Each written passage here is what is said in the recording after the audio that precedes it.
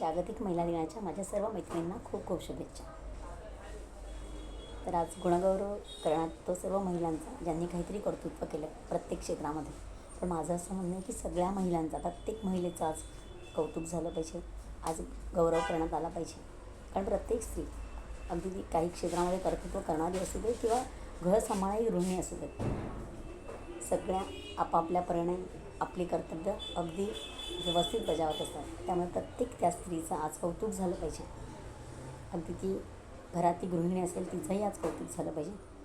कारण प्रत्येकजण आपापली कर्तव्य अगदी व्यवस्थितपणे सांभाळत असतात. आणि खरंच स्त्री म्हणजे त्यागाची मूर्ती आहे. त्याग, प्रेम, वात्सल्य ह्या सगळं जे आपल्याला एका स्त्रीमध्ये आपल्याला पाहायला मिळतं.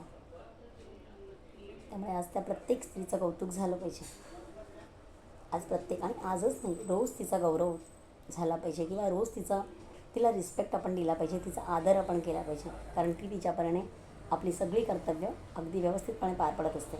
आईच्या भूमिकेत असू दे, आजीच्या भूमिकेत असू दे, बायकोच्या भूमिकेत असू दे, मुलीच्या भूमिकेत असू दे, सुनेच्या भूमिकेत असू दे, मावशी, आत्या, बहीण, मुलगी, नात, सगळ्या परीने ती आपली कर्तव्य व्यवस्थित पार पडत असते. त्यामुळे आज त्या प्रत्येक स्त्रीला माझ्याकडनं महिला दिनाच्या खूप खूप शुभेच्छा.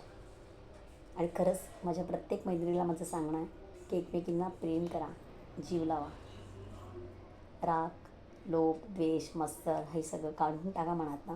आणि प्रत्येक स्त्रीने एकमेकींवर अगदी मैत्रिणीसारखं प्रेम करा, बहिणीसारखं प्रेम करा.